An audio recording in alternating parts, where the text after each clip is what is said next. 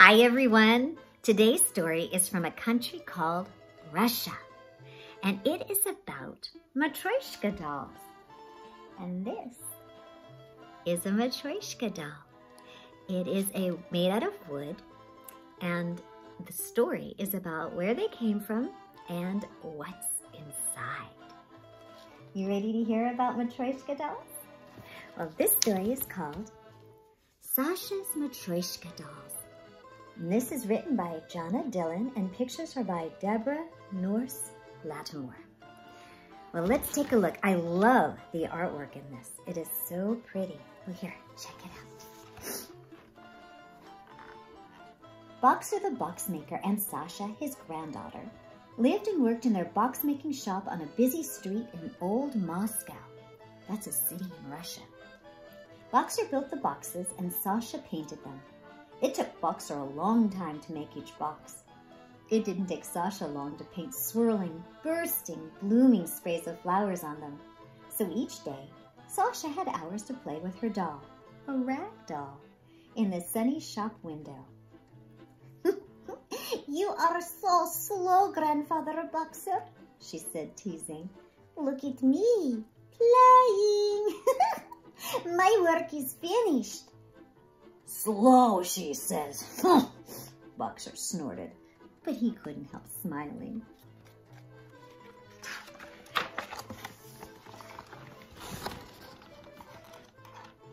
One morning, Sasha awoke to find her rag doll in shreds on the floor. The mice had chewed it apart and run off with the stuffing for their beds. "My doll!" Sasha wailed. "It's ruined! Grandfather Boxer, come quick!" Boxer shook his fist at the walls where the mice lived. "Ah, you thieving mice!" "I have no doll," said Sasha. Tears filled her eyes. "Oh, my dear," said Boxer. "You know I can't sew. I can't make you a new rag doll." "New doll?" Sasha tried not to burst into tears. Wait, Sasha, I can carve," said Boxer. "Come into my workshop. I'll carve you a doll, a tumbling doll, from a scrap of wood." "Can you really?" "Am I not the best woodworker in Moscow?" "We'll see." "Ah! When you are teasing, I know you are happy again."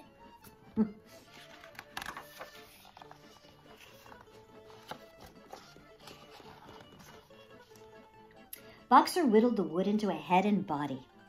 "Now, you paint it, Sasha," he said. "See what you can do." Sasha took out her finest sable brush and went to work.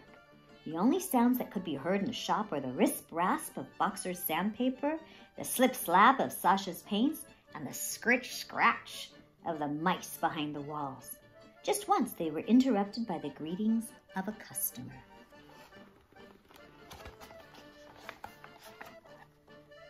"Look, Grandfather Boxer," Sasha called with delight. "I have painted a Matrioshka, a little mother." "A little mother," whispered Boxer with tears in his eyes. "Like your little mother, my daughter once was, and like her mother, my wife. Someday, Sasha, you too will be a little mother. Ah, well, now you have a doll again, my dear." "I love her. I love you, Grandfather. Thank you for making her."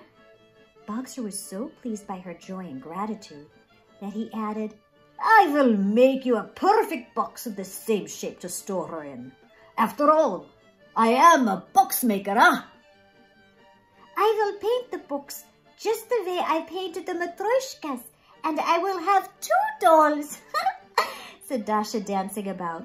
"One to talk to the other."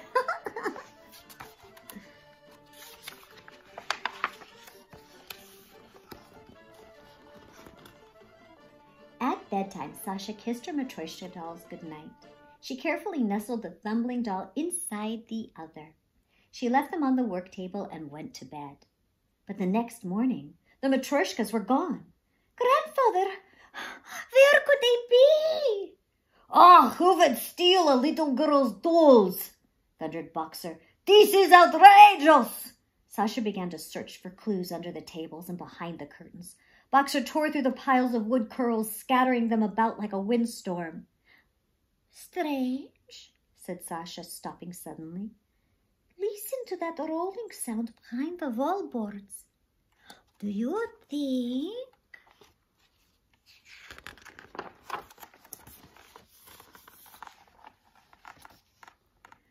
Boxer threw himself down on his hands and knees and peered fiercely into the mouse hole.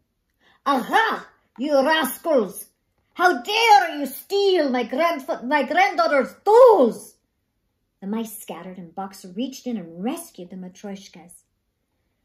Ah, your dolls are safe. Don't worry, Sasha. I'll make you a third Matrioshka box. Together the dolls will be too large for those and heavy for those mice to move. We'll have no more trouble from those heartless little thieves.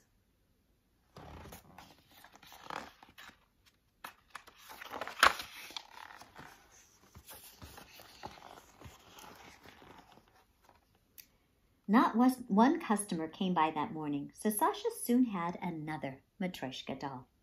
As she finished, the church bells in the Kremlin rang out at the noon hour. Sasha and Boxer sat down in the kitchen to a fragrant meal of sweet beet soup, black bread, and cheese. No customers, said Boxer with a sigh. Business is so slow. Grandfather, shrieked Sasha. Look! And a huge rat raced across the kitchen floor. The Matrioshkas were between its teeth. The broom! Yelled Boxer. He swung it at the thief. The rat leaped high and squeaked in anger, and the Matrioshkas fell to the floor. The rat scurried behind the wall.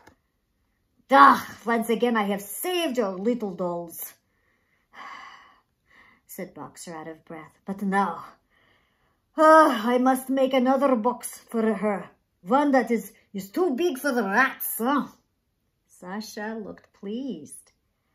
That will make 4 dolls, huh? 4! Boxer's voice boomed. I'm beginning to think and believe that I will be making bigger and bigger Matrioshka boxes for the rest of my life. Boxer was silent for a moment until a thought struck him. Maybe a cat will solve our problem. Oh, yes, said Sasha. I've always wanted a cat.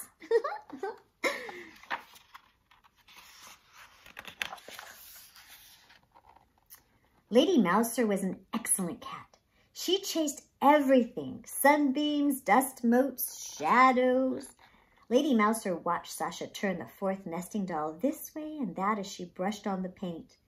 Meow, the cat called sweetly. Meow. When the new doll was dry, Sasha placed the others inside her and left them on the work table.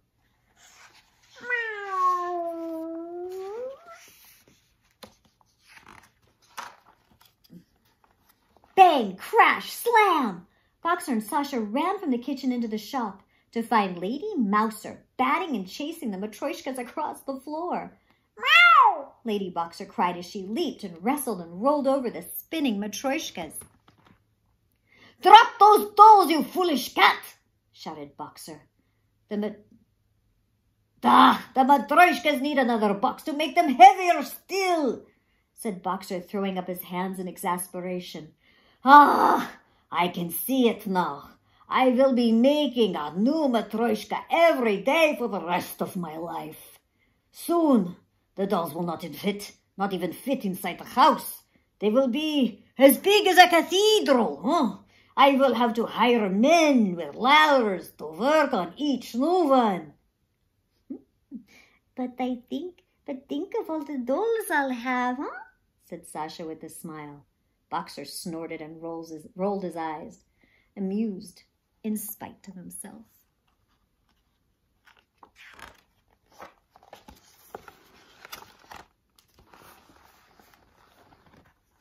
That night, they carefully placed the Matrioshkas on the kitchen table and kept an eye on the dolls from their beds by the stove.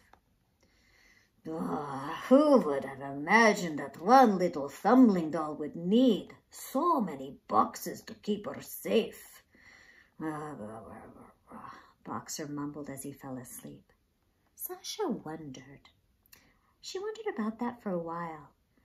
Who would have imagined, she whispered to Lady Mouser, that one little gift, a tiny doll, would grow so? Now I have 5 dolls, each bigger than the last.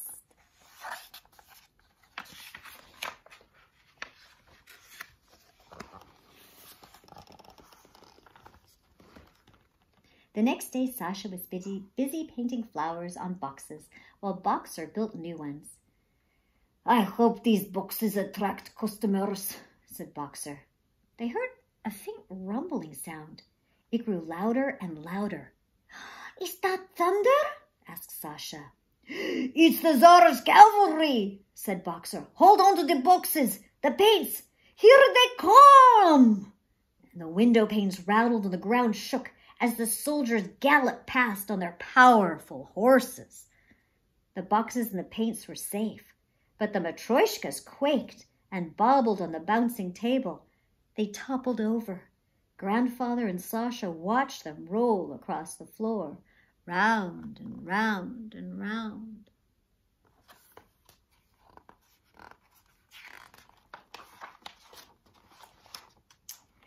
I can see I must make another Matrioshka box, said Boxer with a loud, dramatic sigh. I'm afraid only one won't do, said Sasha, trying not to smile. Not with the heavy hoofbeats of the cavalry shaking things so, I see, said Boxer slowly. Then I must make 2 Matrioshka boxes. Boxer looked at Sasha. He tried to look upset. Sasha looked at Boxer. She tried to look serious. They both burst out laughing.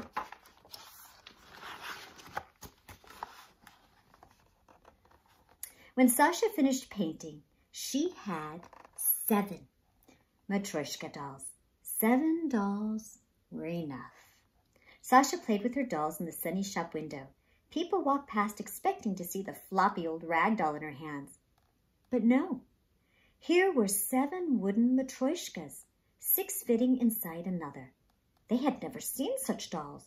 More and more people gathered at the window to watch Sasha play. They discussed the dolls. Were all the dolls mothers? Or was one the mother and the rest the married daughters? Were they 7 sisters? Were they generations like mother, grandmother, great-grandmother?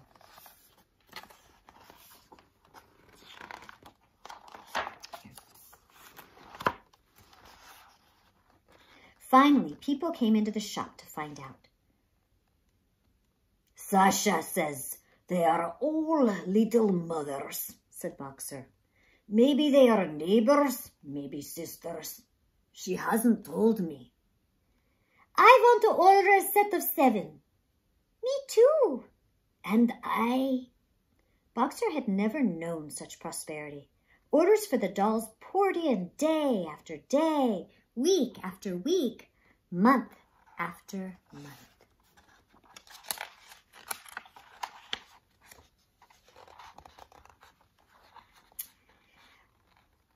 You were right, Grandfather Boxer, said Sasha. You will be making Matrioshka dolls every day, doll after doll after doll, for the rest of your life. Bowing, Boxer said, and for that I must give thanks where the thanks are due. Thank you, mice. Thank you, rat. Thank you, cat.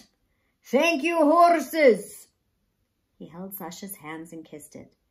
And thank you, dear Sasha, for needing not 1, but 7 dolls.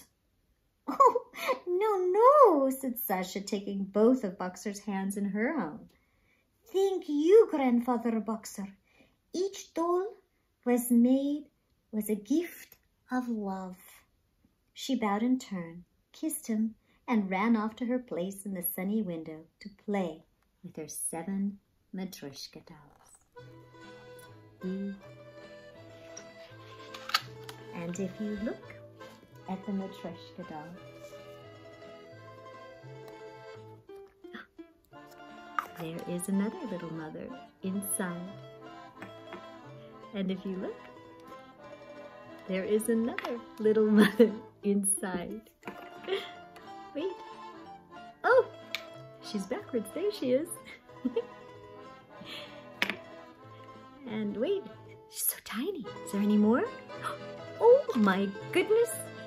There's one little itty bitty one left. I only have 5 in my Matrioshka boxes, but this is what they look like. They go from the big one, the big box, all the way down to the little tumbling doll. Thank you guys. I hope you enjoyed today's story. See you next time. Bye.